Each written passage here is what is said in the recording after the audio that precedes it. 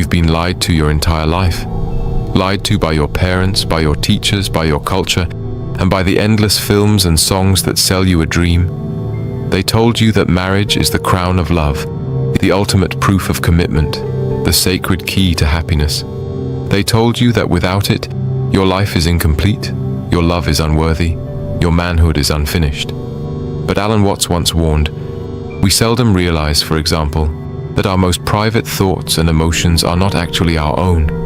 For we think in terms of languages and images which we did not invent, but which were given to us by our society. And what is marriage, if not the greatest image your society implanted into your mind? Marriage is not your dream. It is their dream, planted in you. It is the script written long before you were born, and you've been rehearsing your lines since childhood. Little boys are told that one day they must settle down, that their worth as men is not complete until they provide for a wife, until they sign their name on a legal contract that has nothing to do with love and everything to do with ownership, stability, and control. This is the first illusion, the idea that marriage is a natural destiny, when in truth it is a cultural design. Alan Watts loved to remind us that life is not a journey to a destination, but a dance to be enjoyed. Yet marriage turns the dance into a prison march. It tells you that love must lead somewhere, that the spontaneous joy of being with someone must be solidified, defined, and trapped inside paperwork, laws, and rituals. The very attempt to make love permanent is the act that suffocates it, because love by its nature is alive, flowing, uncertain, and when you try to lock it down, you don't preserve it, you kill it. But society never tells you that. Instead, it paints marriage as the highest good, the fairy tale ending. They never tell you that behind the wedding rings and white dresses lies one of the greatest psychological manipulations in history, convincing men to surrender freedom, resources, and years of their lives in exchange for a promise that was never guaranteed to begin with. And here's the brutal truth. Men fall for it, not because they are weak, but because they confuse illusion with meaning. Watts said, "We are living in a culture entirely hypnotized by the illusion of time. Marriage plays on this hypnosis. It tells you that your future happiness is guaranteed if only you sign today. It sells you permanence in a world where nothing is permanent. It sells you security in a life that is inherently insecure. It sells you control in a reality that is uncontrollable. So I ask you, what if the very thing you were taught to chase as the pinnacle of love is actually the end of it? What if marriage is not the proof of love, but the replacement of it? The illusion that makes men believe they are safe, even as they slip deeper into dependence, obligation, and quiet despair. If you strip away the flowers, the vows, the romance, and the poetic speeches, what is marriage really? It is a contract, a legal, social, and financial agreement. And like all contracts, it exists to bind, to regulate, to control. For centuries, marriage was never about love. It was about property, inheritance, and power. A woman was passed from her father's authority to her husband's. The ceremony wasn't a celebration of passion, it was a transaction. And though society has dressed it up with the language of romance, the skeleton of that arrangement has never disappeared. Alan Watts would often say that human beings create elaborate symbols and then mistake those symbols for reality. Marriage is the perfect example of this illusion. Love is a living reality, warm, chaotic, unpredictable, and alive. But marriage is the symbol. The ring, the contract, the ceremony, the papers filed in a government office. None of these are love. They are the symbols we mistake for love. And when a man confuses the symbol with the reality, he sacrifices what is alive for what is dead. Society depends on this confusion. Why? Because love, if left alone, is unstable. It rises, it falls, it transforms, it fades, it returns. Love is unpredictable, and unpredictable people are hard to control. But marriage transforms love into duty, and duty is predictable. Duty makes men easier to govern, easier to tax, easier to trap inside routines where their power can be harvested for the benefit of institutions. You think you married a woman, but in truth, you married the system. This is why so many men feel an invisible weight pressing on them after the honeymoon glow fades. It is not just the expectations of their wives, it is the invisible hand of society whispering, "Now you must provide, now you must obey, now you must carry burdens you never agreed to when you first felt the spark of love." The illusion of marriage is that it secures the relationship. In reality, it secures the man to the state, to financial obligations, to cultural roles, and yet men still fall for it. Why? Because the illusion is beautiful. Because the dream of permanence is comforting. Watts pointed out that human beings fear uncertainty so much that we build elaborate systems to disguise it. We pretend time is linear and predictable. We pretend identities are fixed. And we pretend love can be frozen in place through marriage. But this is all fear management, not truth. Ask yourself honestly, how many men stay in marriages not because of love, but because of fear? Fear of loneliness, fear of judgment, fear of financial ruin, fear of losing access to their children. And isn't that the very definition of slavery? When you remain in chains not because you want to, but because you are too afraid of what happens if you break free. The illusion of marriage, then, is not just about love. It is about identity.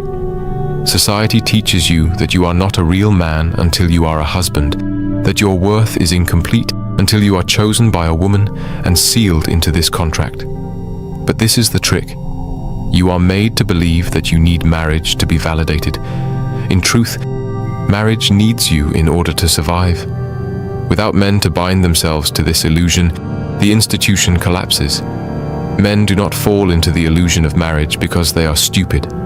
They fall because the trap is baited with their deepest instincts. A man is born with the desire to protect, to provide, to build, to leave a legacy. These instincts, when channeled toward purpose, create empires. But when hijacked by the institution of marriage, they create enslavement. The first instinct exploited is protection. From the moment you are a boy, you are told that one day you will take care of a woman, and marriage frames itself as the ultimate expression of that duty.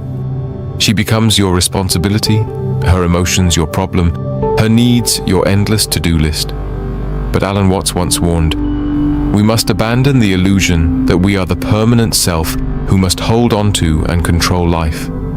When a man makes it his mission to control a woman's happiness through marriage, he binds himself to an illusion that cannot be fulfilled. Her happiness is not permanent, and neither is his ability to provide it. The more he tries to hold on, the more life slips through his fingers. The second instinct exploited is legacy.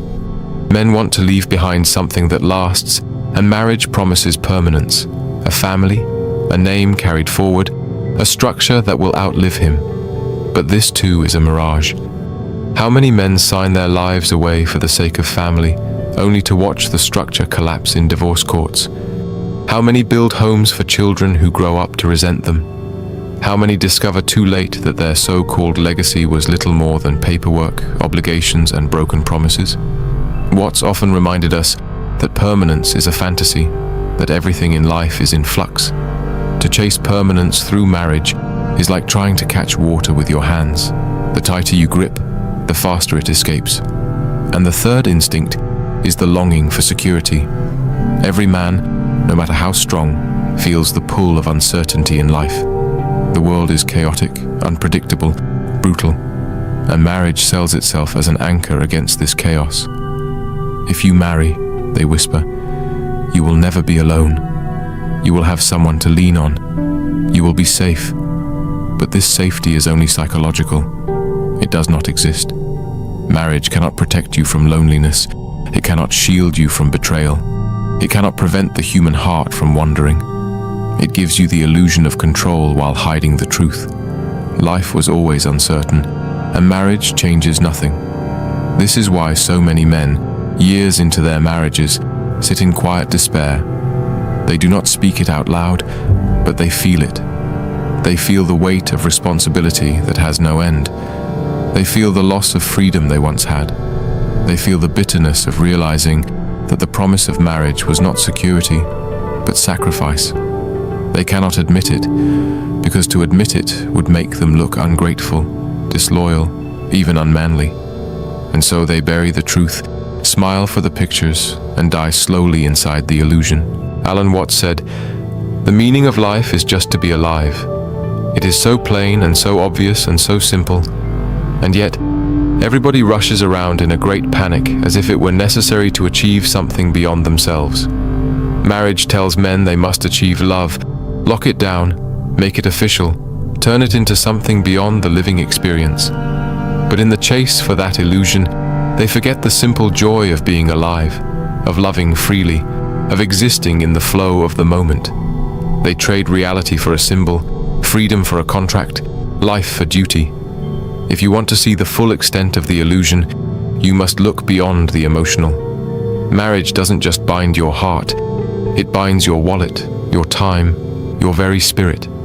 It turns the energy of a man into fuel for the system. Start with the financial trap. The moment you marry, the state steps into your relationship. A private bond between two people becomes a legal arrangement overseen by courts, lawyers, tax codes, and contracts. If love fades, you cannot simply walk away. You must pay. You must divide assets, surrender property, and in many cases, commit to years or decades of financial obligation in the form of alimony or child support. And here's the dark reality. The system is not neutral. It is designed to protect the institution, not the man. Men discover too late that their years of labor are not their own. They have been working for a contract that can turn against them in an instant. Alan Watts often warned us about mistaking structures for reality. We confuse the world as talked about, described, and measured with the world which actually is. In marriage, you confuse the structure of legal security with the reality of love. You think the contract guarantees loyalty, but it only guarantees liability. You think the paper protects your bond, but it only protects the state's right to regulate your life. What you called security was actually surveillance. Then comes the spiritual trap. Marriage, as society frames it, tells you that you must cling, that you must possess another person forever, that your identity as a man is completed not in your own being, but in being chosen, claimed, and validated by a woman. But Watts insisted that clinging is the very source of suffering. The more we try to put things together, the more they fall apart. By trying to freeze love into permanence, you transform something infinite into something finite. You cage what was meant to be free, and in doing so, you destroy the very spirit that made it beautiful. And what of your time? The hours of your life, your most precious resource, are slowly consumed in compromise, obligation, and routines that were never yours to begin with. Your goals shrink, your ambitions adjust, your adventures are postponed indefinitely because responsibility demands it. But ask yourself, responsibility to what? To whom? Are you truly building a life, or are you maintaining an illusion created for you? The most tragic part is this. Many men know the illusion. They feel it in their bones. They see the cracks in the promise, and yet they remain. Why? Because the illusion is easier than the truth. The illusion provides social approval, family pride, a sense of belonging. The truth, that life is uncertain, that love is fleeting, that meaning must be created, not given, is harder to face. And so, men choose the cage because the cage feels safer than the open sky. But Alan Watts would remind us that safety itself is an illusion. The only way to make sense out of change is to plunge into it, move with it, and join the dance. Marriage pretends to end the dance, to fix the steps once and for all. But life is not choreography, it is jazz. And when you try to script it, you kill the music. The deepest cost of marriage is not financial, nor even emotional. It is existential. The illusion reaches into the very core of who you are and reshapes your identity. When a man steps into marriage, society no longer sees him as an individual. He is no longer simply himself. He is husband. That label consumes him, and with it comes a script he did not write. You must provide. You must sacrifice. You must carry burdens silently. You must put her needs above your own. The good husband is not defined by his freedom, but by his compliance. The world applauds the man who erases himself for the role, and yet that applause is hollow, because it is not celebrating you, it is celebrating your surrender. But love was never meant to erase you. Love, in its purest form, amplifies who you are. It is the celebration of two free beings choosing to dance together, not two prisoners bound in chains. Watts often spoke about the futility of clinging to permanence. He would laugh at our obsession with forever, reminding us that everything is in flux, that the beauty of life is its impermanence.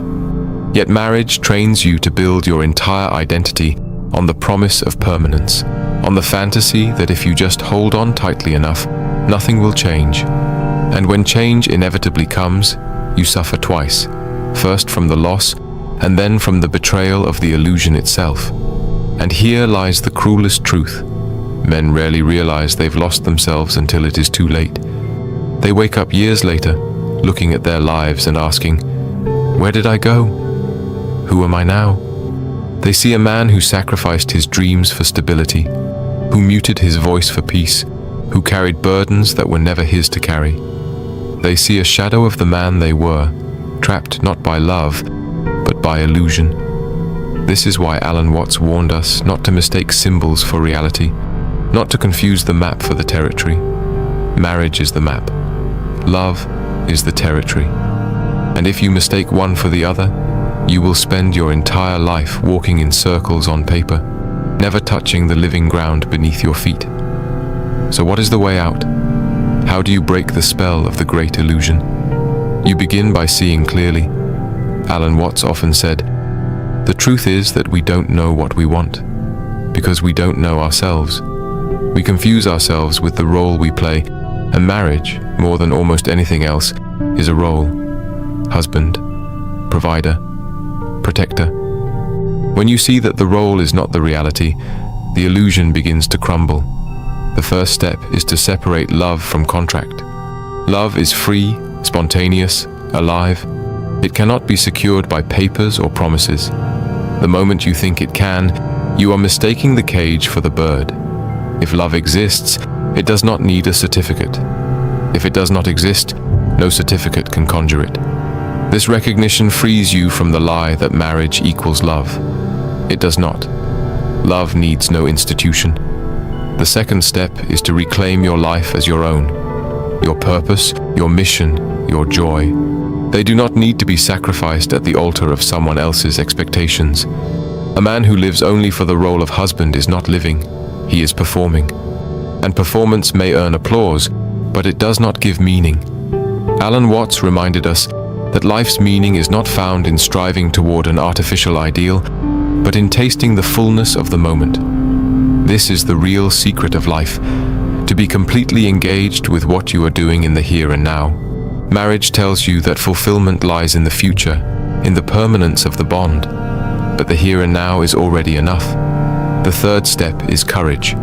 Courage to face the uncertainty that marriage tries to cover up. Courage to walk alone if necessary. Courage to love without chains, to give without contracts, to live without the illusion of permanence. This courage is what separates the free man from the enslaved man, because the enslaved man clings to the symbol, while the free man dances with reality. And finally, you must remember this. Life is not a problem to be solved. It is not a structure to be built. It is a song to be sung, a dance to be danced, a river to be flowed with. Marriage tells you to solve the problem of loneliness, to build the structure of permanence, to fix the flow of love into something rigid. But when you see through the illusion, you realize that nothing needs to be fixed. Love can be enough in the moment it is alive. And when it changes, as all things change, you let it go and keep dancing. Alan Watts laughed at our obsession with control because he saw the joke of it all, that we spend our lives clinging to things that can never be held. Marriage is the grand illusion of control over love, but love is not meant to be controlled. It is meant to be lived. So, brother, if you hear this message, let it free you. Let it wake you up. You do not need to enslave yourself to an institution to prove you are a man. You do not need a contract to validate your love. You do not need to sacrifice your freedom for an illusion. Live. Love freely. Dance with life instead of chaining it. And when you do, you will discover what Watts always tried to show us, that reality itself, without illusions, without cages, without contracts, is already enough. If you felt the weight of these words, don't keep them to yourself. Like this video, share it with the men who still sleep under the spell, and subscribe for more truths that cut through the illusions. And if you want to support the mission, the link is in the description.